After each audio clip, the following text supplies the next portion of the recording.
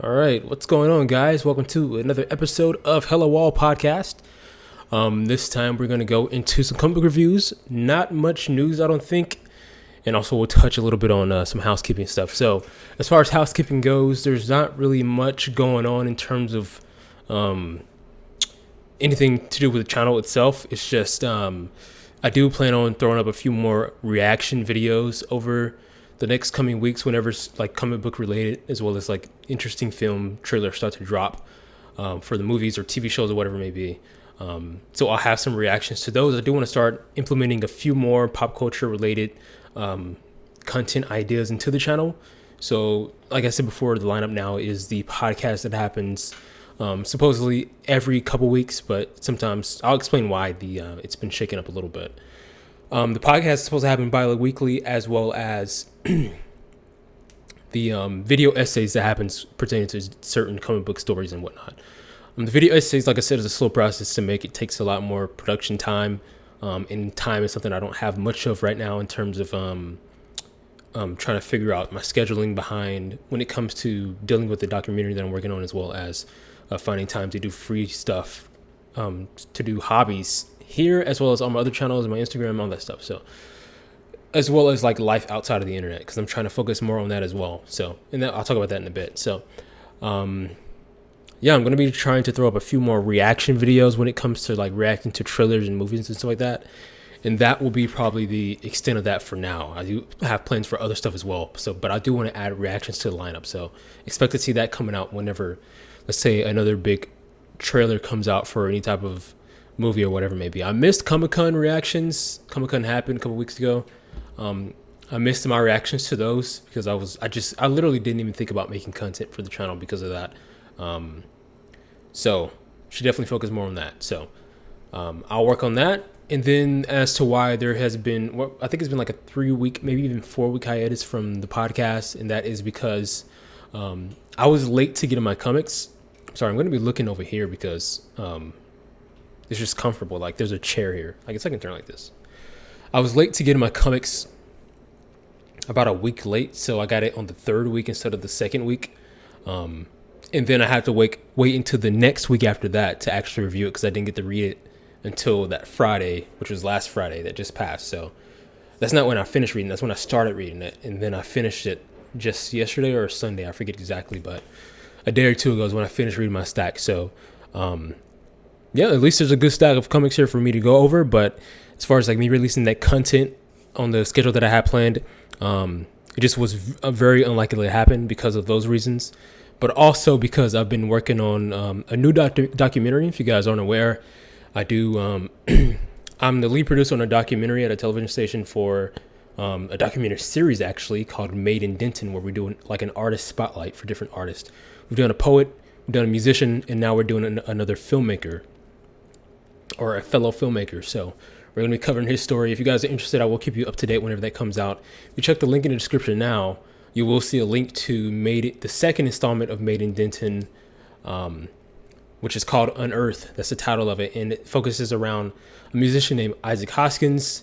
And he just plays music locally. And he had an interesting story, so I wanted to cover that. If you're interested in watching a 5-minute film based around that, and based around his life and him being a musician, definitely check it out. I think it's pretty cool. And also, it got nominated for a top 3 award at a competition, a national competition, where all the city's television stations compete with one another within different categories. So in the documentary style category, this one got top 3 so far. It could get first or second or third.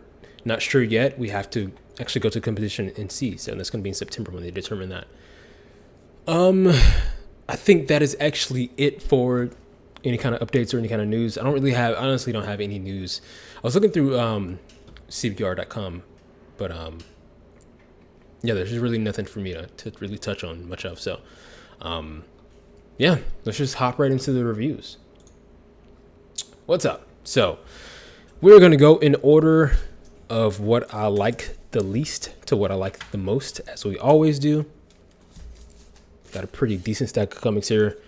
I think you just saw a spoiler for the top one. 1, 2, 3, 4, 5, 6, 7, 8, 9 comics within the last 2 weeks of comics. So I didn't pick up last week's comics either. So gotta catch up on those this next Friday. So that's that. All right. So bottom of the pile for me is Event Leviathan by Brian Michael Bendis. This wasn't terrible, so it kind of contradicts itself being at the bottom of the list. But I just think everything else, maybe barring the next to last book, was the strongest in the pile I have here, which is going to be a contradiction for what I'm going to say later as well. But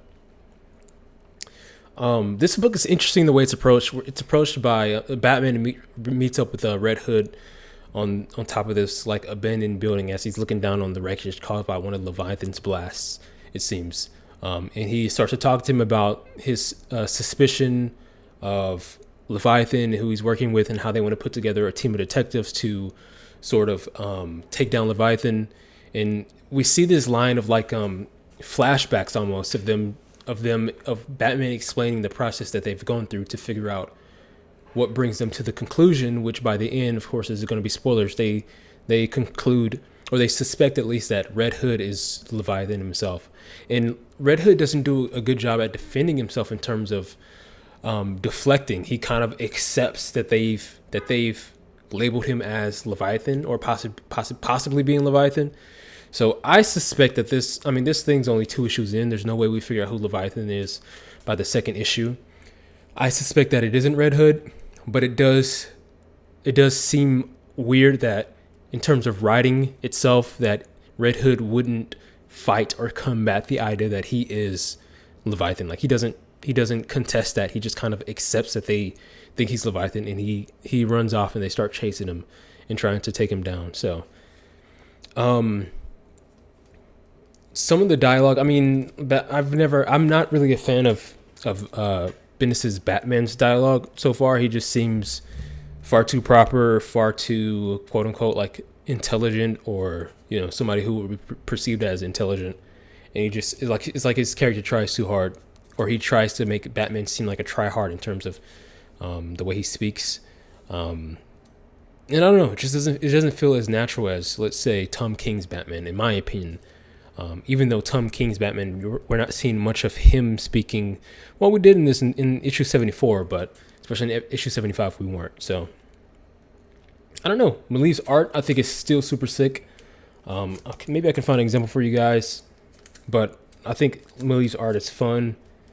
I like the way he draws his characters, especially, but his backgrounds are also really nice. So I liked seeing the Question. This is my first time dealing with the Question, and I thought that scene was actually really well done. So I do give props to Brian Michael Bendis handling that. So they're standing outside of Lois Lane's, General Lane's hospital bed hospital room, because he was attacked by Leviathan and didn't completely die. And Batman suspects that this is, of course, a flashback. Batman suspects that they're going to send somebody there to finish the job, so to speak. The Question's waiting, and these people outside believe that he is a bodyguard for the General Lane. Turns out, obviously, he's a hero waiting to ambush whoever's going to come after him. So they do this scene here where they kind of zoom in closer and closer and closer to Question's face or silhouette, and the dialogue is them slowly becoming drowsy until they reveal that their suspicions of what they thought would be the Joker, but is in fact just another villain working with Leviathan to come get Lane. It's sort of true, even though it's not Joker. I mean, just look at that art, man. I think the coloring makes a lot of it, actually. A lot of the shadows, just the way they use negative space is just really sick, I think, Maliv's art. And whoever the colorist is on here, I'm not sure if it's Maliv or not. I think they're doing a great job with the coloring and the art here. I'm just not too impressed with the story itself. I'm not sure. I don't know. People do things that are sort of unconvincing to me. I'm not sure where it's going to go. I'm interested. I like mysteries. I like detective stories, but I don't know. This one seems like it's going to be on edge of like being good and being, or like being okay and being sort of like, maybe I shouldn't waste my money on this, but nevertheless, I digress to second to last, which would be Batman 74. Yeah. It's a pretty sick cover, actually. Tom King's writing is very poetic, and I want to talk a bit more about Tom King later. But all I can say is that his writings, he's a really good writer in my opinion. He writes in no way that he writes in a way that no one else in the industry writes in. So I really do appreciate his style of writing. Here we just kind of wrap. I really don't even want to talk about it. We kind of just wrap up the storyline between what I've heard is, I forget exactly. Thomas Wayne is like he's from a different timeline or whatever, different multiverse, and I forget exactly how that happened because I jumped on the story arc in the middle of the story, so not sure, I wasn't sure exactly what was going on with all that, but they kind of just resolved this. We see toward the end, which is important, moving forward in the story, that one of the Batmans makes it out of the pit after they have a huge altercation down in the pit, which is the Lazarus pit. Thank you, Sleepy Reader 66, for letting me know. Or at least this was leading to the Lazarus pit. One Batman escapes, and they don't really tell us who it is. They leave a hand here without us knowing who it is exactly. But the writing itself is solid. His dialogue's always good. Very poetic in a way. And I just enjoy Tom King's writing, even though this is lower down on the list. It's just not. The reason it is because it feels like an old storyline at this point. It's been like 3 weeks past since this issue came out, so I just feel like it's being a dead horse at this point. There's nothing really more to say about the story itself, but cat's talking to the birds. But yeah, I mean, it's just a solid stuff. I'm enjoying his line of work, and we'll talk about that a little bit later. Next here we have Doom Patrol. This is by Gerard Way. We have both of the Ways brothers in today's pull list, actually. So this is third to last. This is not bad by any means. I'm going to continue to pick it up.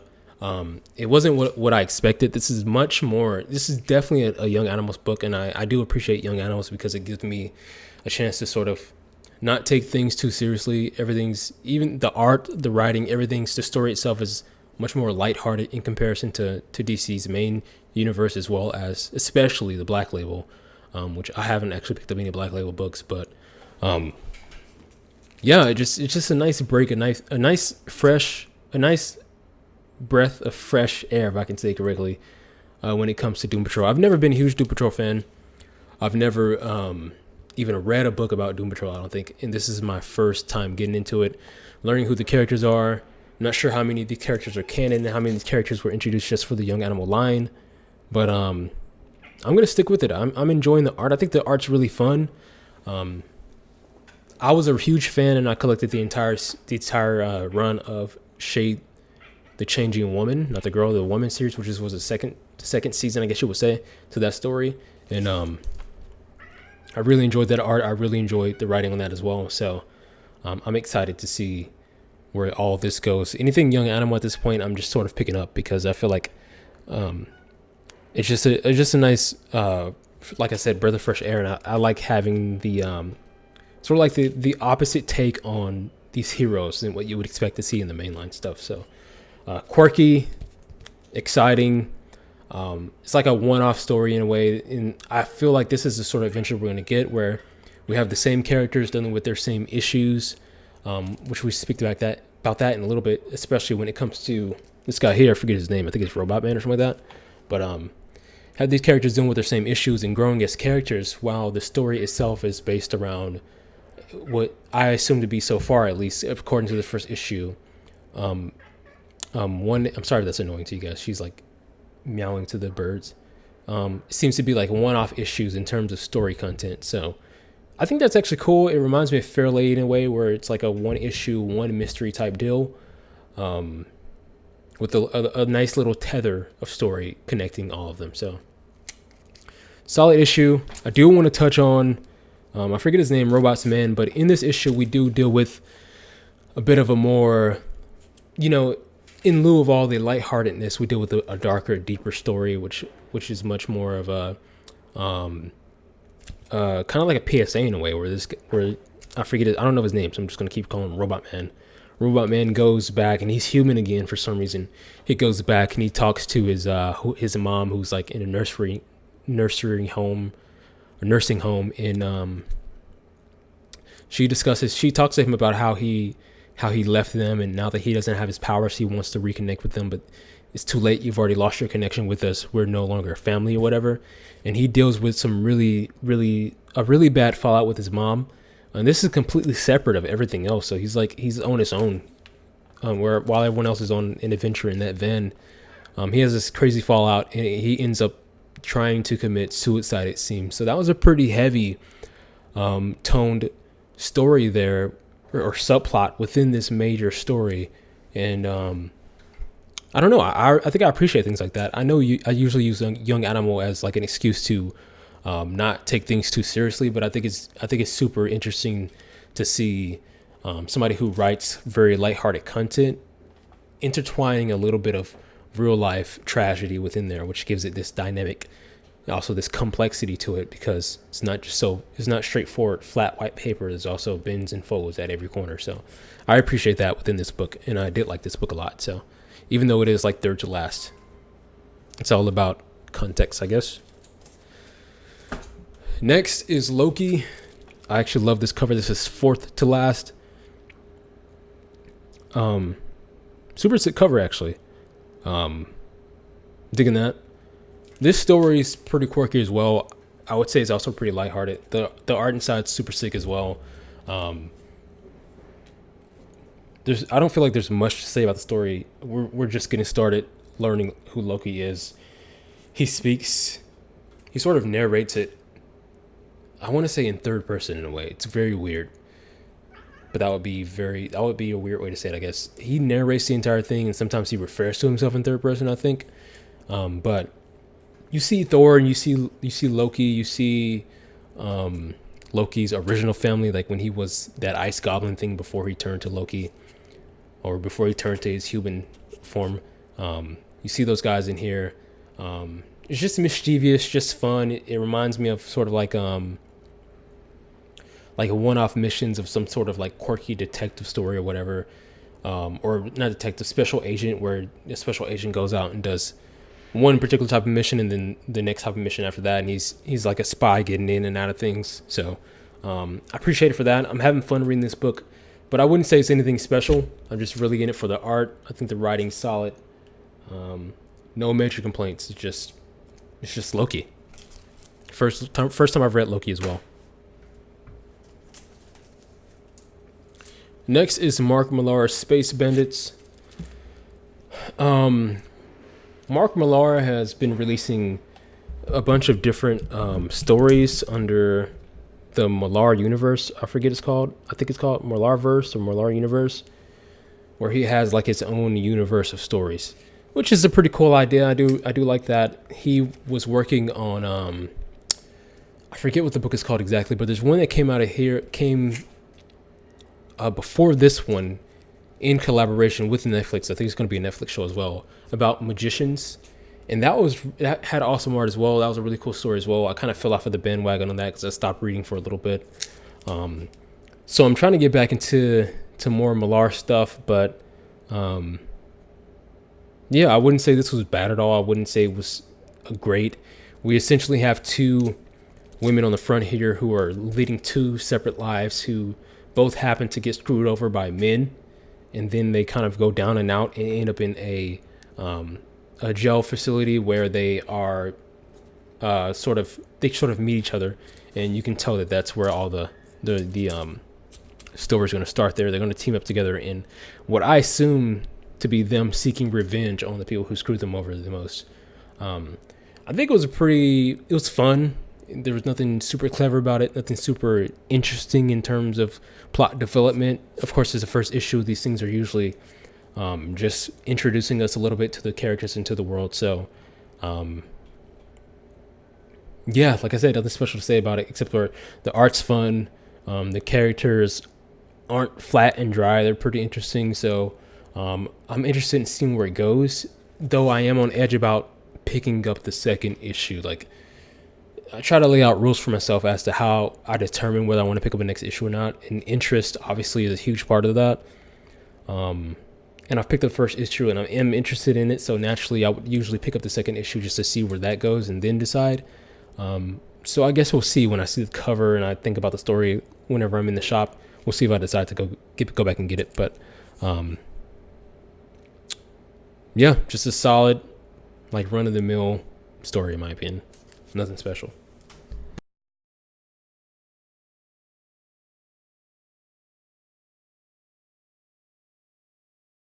All right, that was fourth to last, I believe. Was it? Or no, it was fifth. Wait, 1, 2, 3, 4. Okay. No, 5. So I guess it's number 5 on my list out of the 9 that we have here. Next on my list, as number 4 on my list out of the 9 we have, is Collapser, written by the second Way brother, Mikey Way. This story was surprisingly interesting to me. I liked it. I thought it was along the lines of Young Animals, where it's a bit more lighthearted. There are a few interesting takes on anxiety, and I think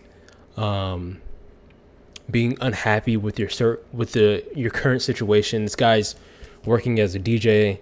Daytime, he works at a nursing home. At nighttime, he works as a DJ, and he's waiting for his big break, and he gets that opportunity. But of course, because of this black hole that came from a different planet down to his planet, and went to him for reasons unknown to us, except for, I think I have an inkling of what happens, but it disrupts his set and causes the power to go out, but nobody knows why. They think it's just a random occurrence, and he loses his opportunity to impress, I think, somebody who's working, some scouting agent or somebody who's working at a paper who's going to write a review on his music. So he misses his opportunity. He's down and out because of that, and he gets confronted by a person who's interested in obtaining this black hole thing from whoever it owns. So what happens with this thing is that it seems to choose from my opinion, from what I've seen, it seems to choose its host, so to speak, based on family lineage. So we get a hint that his mother was, I think we get a hint toward the end that his mother was the one that we saw in the first panel, who was a lady who was off planet and who died. Because I think this character also speaks about, it's been a while since I've read this. Let me just kind of refresh myself. I think the character speaks about how his mom is perceived to be dead or not around. And then they hint at his mom being the person who used to have the black hole in her until I guess she's dead now, I would assume. Let's see. Try to refresh myself on this.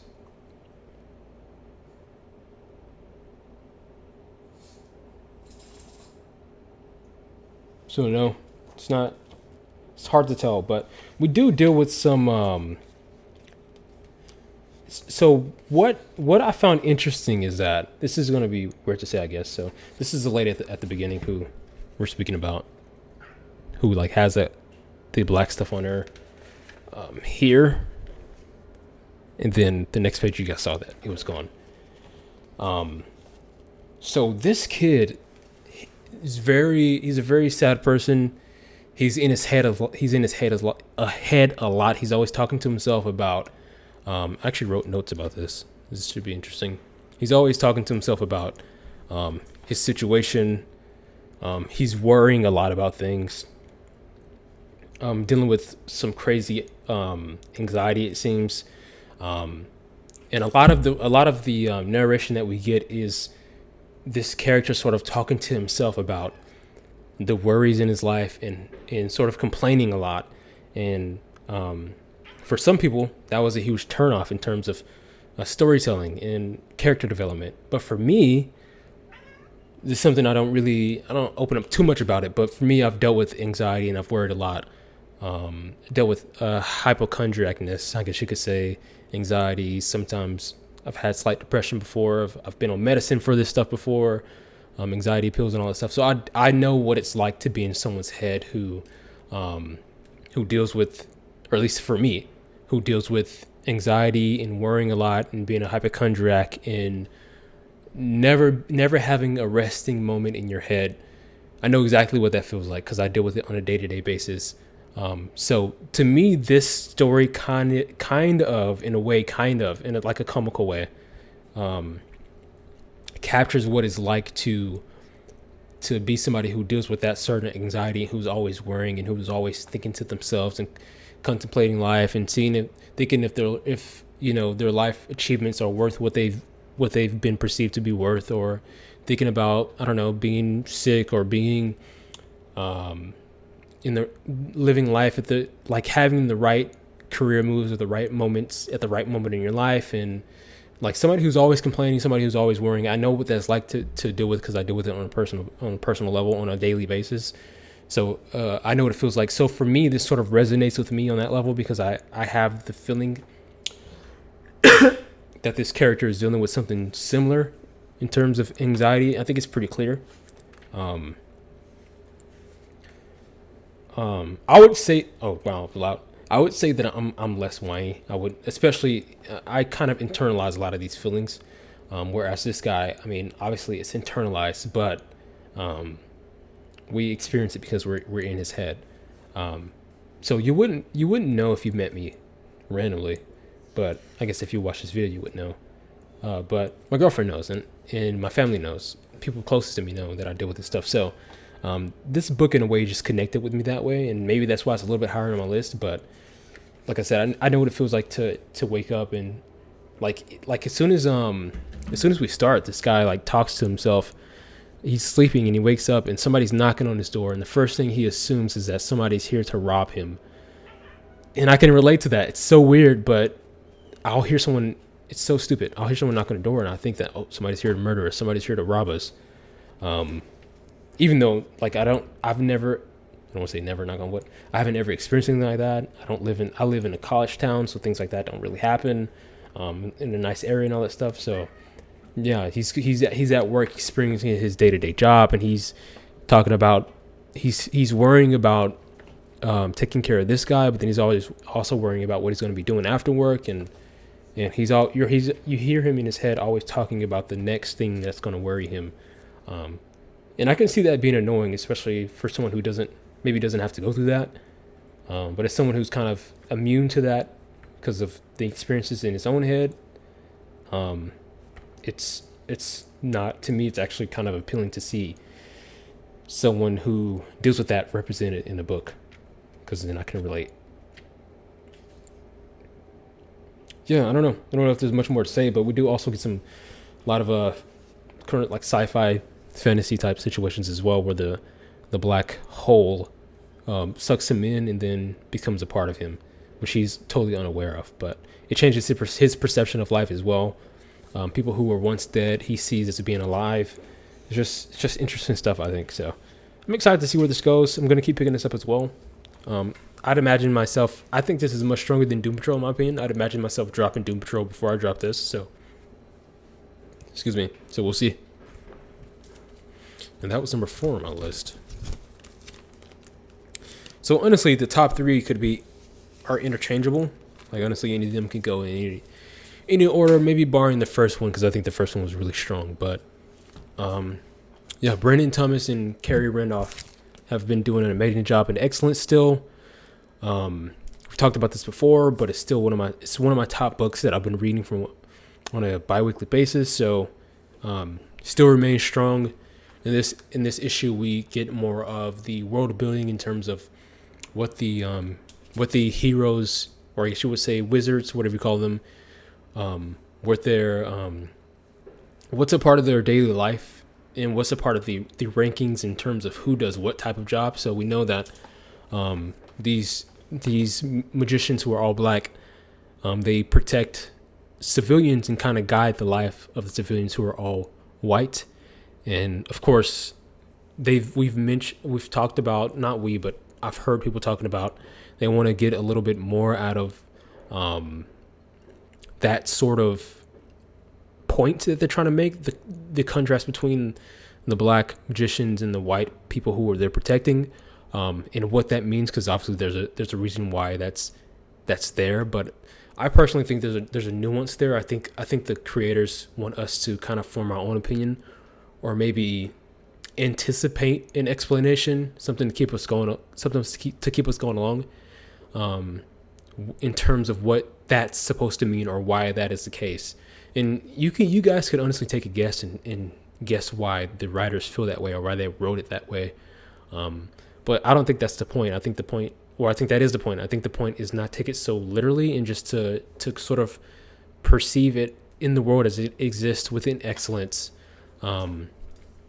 according to how it's written, but also according to your own life's experience. So I think they're doing a good job at this, and I think they're trying to make it to where when they write these stories, they make it an important book, but also a book surrounding the action, the character development, and the high concept plot itself, without tainting or compromising said plot with any sort of, people may say, agenda, political issues, narrative, whatever you want to say. People may accuse it of being anything, but I think they're trying to find the balance between that with the story-wise, as well as with their beliefs or whatever they feel the story is supposed to mean whenever they read it or whenever they draw it. But yeah, we get a better idea of what these characters are doing when we're not flipping through the pages and when we're not reading the major plot points. We get an instance where, so this issue revolves a lot around quick ones. So there's rules to how you use magic in this world, which I really appreciate. But quick ones are like tree branches that people take and they enchant them with magic that you can use for a little bit. The use of these quick ones on a regular basis can deteriorate your mind, and I think there's other penalties as well. It can cause death if you use it for too long, because the magic isn't pure. It's like, it's uncontrolled magic, right? It's almost like drug dealing in a way. They kind of make it that way. So a homeless guy approaches a magician. I don't even know what you call these guys exactly, but a magician who's been unseated and he's no longer a part of the family. And he's sitting at this park, and people are coming up to him and they're purchasing things for him to make themselves feel better. And we figure out that these things are quick ones. So they're a pile of ones, a stash of wands, I can't even say the word, that allow you to use magic very temporarily and very quickly, as the term suggests. So our main character, Dell, figures out this is happening, and he's going around, he's stopping these people from doing this. But turns out he's actually using a quick one as well, because the magic it's unlicensed, so to speak. So whenever someone uses it, you can't track who's using it, and you don't know what it's being used for or where it's being used at. So he uses that to heal his grandmother, who is now half dead, because when she was going to die, they saved her. So now she's like basically half dead. And he'll use the wand, the magic, the unlicensed wand, to bring her spirits up for about an hour or so, and they have a conversation, and she slowly deteriorates back down to her normal self. So yeah, we see more internal struggle that Dell goes through. He ends up fighting with a character who's pretty close with him once again. This character has been sort of demoted in terms of what they usually do as far as their job is, and he's been caught up in falling in love with one of the people he's supposed to protect and oversee, I guess. So he's trying to run away with her, and of course they have to stop him. So that's where we leave off. But yeah, I think there's a lot of awesome undertones in terms of like narrative that goes into this book, and there's a lot of heart and meaning that goes into here. And I think this is an important book, and I think this is how you do a book like this, based around, I guess, characters of color, black characters, without being too pushy in terms of your agenda, but also having good content, like not being a story that's just about agenda, but also about the content and the characters and the development, and keeping this pace going, and the magical themes and the science fiction themes and all that stuff. So, well, more so fantasy in this book, but I think this is a great example of how you do that kind of book. If you want to make an important book, especially pertaining to like liberal thoughts, so like diversity, things like that, this is how you do it, I would say. That was number 3. Number 2 is Silver Surfer Black. I freaking need some water, man. My throat is hurting. Silver Surfer Black has been a treat for me. Like I said, I was on edge about the art initially, and eventually I warmed up to it, and now it's some of my favorite art in the comics, in the books that I'm reading nowadays. So we get a cool, I've talked about this on other people's YouTube channels before, but we get a really cool um, way of telling story in this issue. So we sort of figure out that Silver Surfer is living. Silver Surfer at the beginning of the series, right? He was dragged into sort of a black hole and then landed on this planet and started experiencing the antagonists antagonizing him on this planet. So as he's fighting these people and he gets to the main god, he figures out that this main god is someone he's encountered before. Someone he's encountered before in his past. This is where it gets confusing. It's like time travel. So Silver Surfer has defeated the god that he's currently fighting in this book before. But when Silver Surfer went into the black hole in the first issue, he went back into the past. This is from my understanding. He went back into the past. So it's like he's reliving his past. I don't even know how to explain it. Jeez. So essentially, Silver Surfer realizes that the god that he's fighting is angry at him because he's defeated that god before. But when he defeated it before, it's almost like two separate timelines. It was in his present day's timelines past, and now he's in his past times timeline, even though he's already defeated. I can't explain it, dude. I really can't explain it. Let me go to my comment section. I wrote a comment about this. And I feel like maybe this captures it the best, but I'm having a hard time explaining this to you guys. I had a thought about this and still, like, I screwed it up. And all right, so here we go. Is this it? No, this is like a different one. Okay, here we go. So one thing I mentioned was, all right, so it was sort of a twist in a way, right? He encountered a god. Okay, this is what I said. Him encountering that god in his present, which is our current timeline's future. Okay, so Silver Surfer encountered the god that the antagonist he's fighting now. Silver Surfer encountered him in his present, which is, compared to what we're reading now, the future of Silver Surfer. And he didn't realize why the world that he was on hated him, and it's because that he defeated the god on that real world in his present timeline, which is our timeline's future, because he went back in the past when he went into a black hole. I don't feel like that doesn't really explain it at all, but I don't know, dude. It's just really cool art, really cool story. That time travel thing was a huge twist for me. I thought I had a grasp of how to explain it, but I guess I don't. So take that what you will. Yeah, just solid stuff all around. I think it just does a good job of capturing that certain style, and I do really enjoy the narration of this story as well. I think just like Collapser, this book is very introspective in terms of the character himself, and except it's a lot less whiny, a lot less worrisome. It's more so just him sort of telling us what's going on in his head and how he's experiencing it in the moment, which I really dig as a way to tell a story as well. So instead of through dialogue, he's telling us through his thoughts in a way. So interesting stuff. Number 1 is City of Bane. I stand by the fact that I think Tom King is probably the best writer out right now. The only one I would say who can contest him in terms of writing style and complexity within characters and character dialogue, in the way that the story is communicated to us through dialogue and through action, is Brian K. Vaughan. And he's in my ear right now. So honestly, no one right now, in my opinion, is competing with Tom King in terms of writing. Maybe Hickman. I haven't read his Power of X or House of X. I'm going to pick it up this Friday if they haven't sold out yet.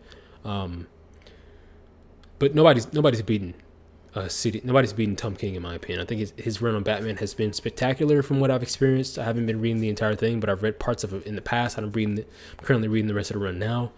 I don't understand why people were so upset. I know they thought that the Catwoman thing, the wedding thing, was a bait, like a bait and switch. I thought it was pretty obvious that he wasn't going to marry Catwoman, because why would they do that? It seems like a weird thing.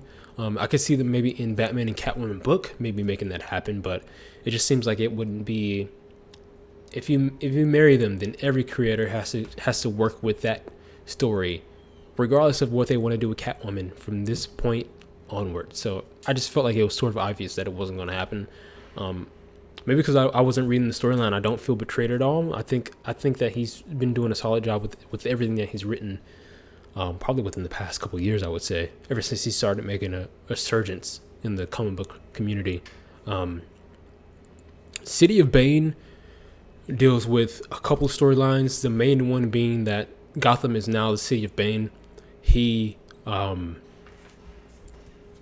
city is ran by villains, so it's just really cool to see Joker and Riddler working together on solving a case, and it was very trippy to me to experience at first, because I was not expecting that. This is a pretty thick issue as well, but it was cool to see the villains, and even Thomas Wayne from whatever universe he's from, being the protectors of the city. It's cool. It's just an interesting take, and I feel like Tom King's doing a good job at creating a new world and explaining how that world still exists without the other superheroes interfering with it from around the world. So, just a cool experience. We get introduced to, for me at least, a new character being Gotham Girl, who is sort of like Superman in a way. She has crazy power, crazy strength, crazy speed, and she's the sidekick of Thomas Wayne's Batman.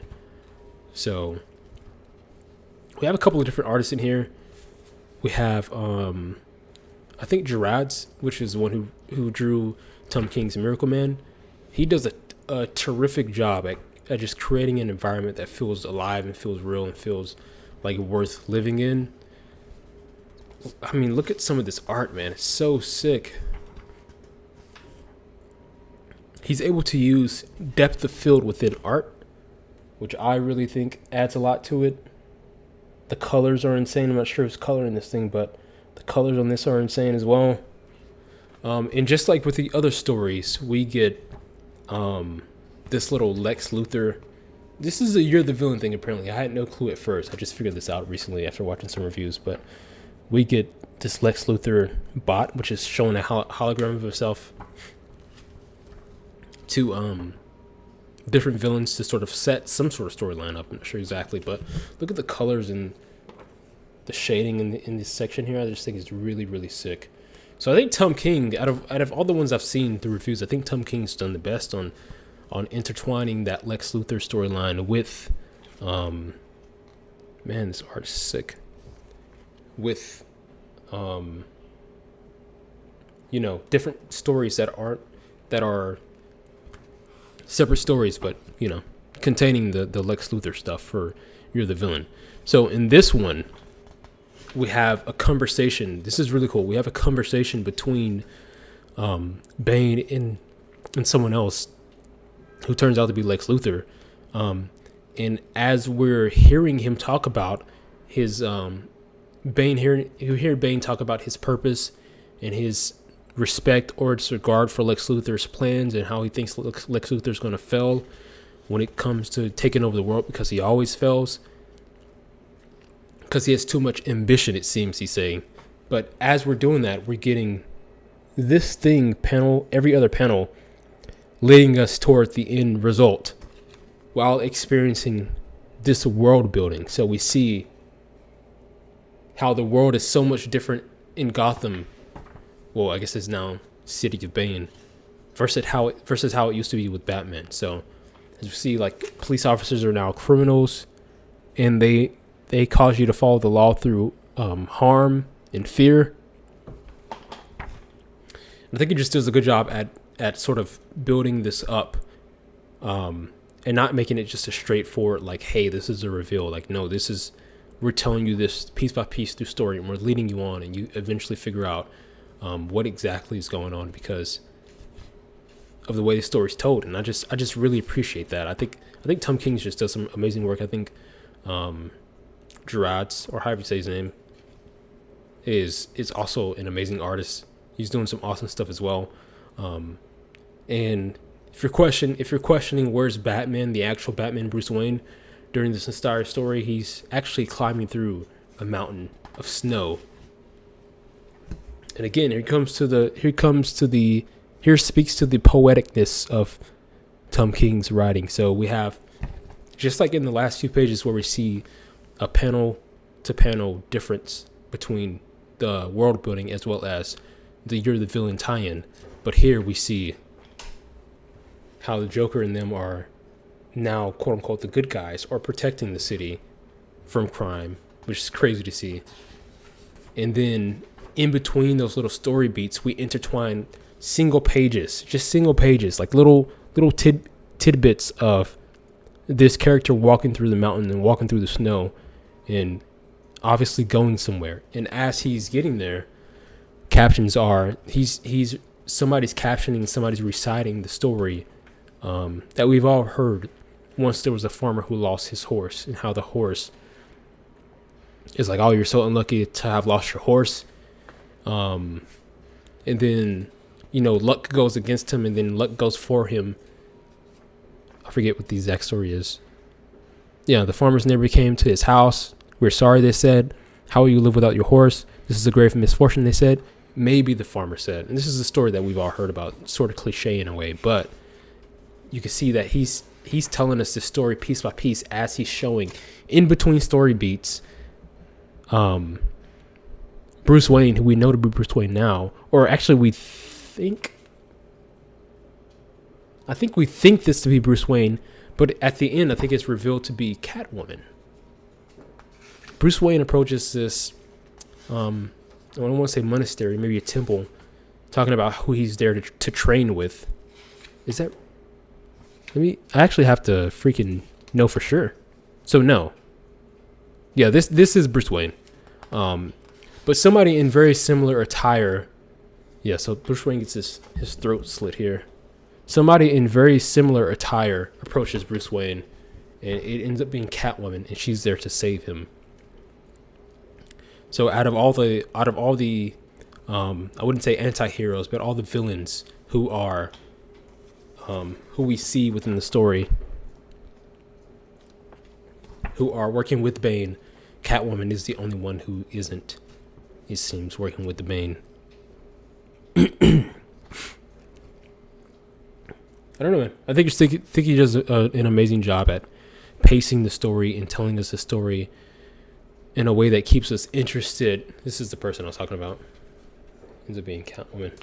Keeps us interested in the story itself, just because of the way he tells it. Like, he tells it in a way that's like, here's a little bit here, but let me tell you about this as well. This secondary story. Oh wait, let me bring you back to our primary story, and this is what give you a little bit more every single time in each different story. And you're like, man, I want to know more about that, about that subplot. But you have to read through this subplot to get back to that subplot, and then you kind of like this subplot a little bit more. So you're reading back and forth, and it keeps it fresh. It keeps you interested the entire time, so you're not getting too bored when it comes to the stories that he's telling. Not just one straight story, but it's multiple stories within multiple perspectives, multiple subplots within one story. And I just think he does a great job, and I can't speak much more on how awesome his stories are, in my opinion. So, oh my gosh, my throat hurts. That is it for the reviews, guys. Thank you guys for tuning in for that. I'm going to go over next week's picks as well as the week after that, because most likely I may not have another review up until then. So, obviously going to get City of Bane number 2. Definitely on our list. Justice League Dark Annual. Not going to pick that up, but I have heard Justice League Dark is pretty good. So, may look into actually picking that up on the next issue, because I think that's a good jump on point. I've heard. What else do we have here?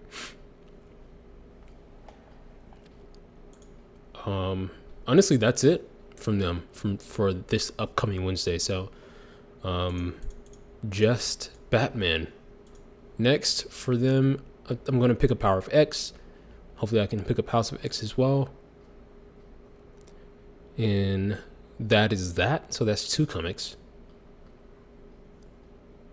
And then we have, what week is this? This is the 31st. Yeah, I would pick up Paper Girl, but unfortunately I stopped picking that up a little while ago, even though I am going to read it eventually. One of my favorite comics. I stopped picking that up a little while ago, so I'm behind.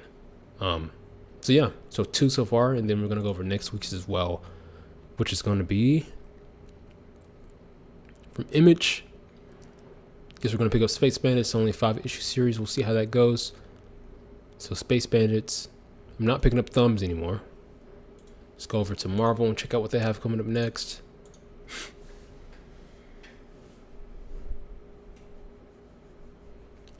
Let's see. Major X. House of X2. Oh my gosh. Oh, so they're doing this thing every other week. Seems. Jeez. So I guess we're going to pick that up as well. What else do they have? Yeah, that's it. And then we're going to go to DC Comics for next week's as well. And some of these pages are blank for some reason. That's so weird. Batman 76. I'm not sure why it's so blanked. That's annoying. Usually they have these things up pretty early on, so it's really weird to see that. Doom Patrol number 11. What? Why number 11? I'm so confused. Yeah, I think this is actually, something's wrong with this. Like, I don't think this is right. I'm confused right now. But anyway, you guys saw we're picking up next week. We'll go over that a little bit later. Thank you guys for stopping in. Appreciate it. For those who do watch it. Make sure you subscribe if you're looking for more content regarding comic book stuff, pop culture stuff, movies, films, TV, all that cool stuff.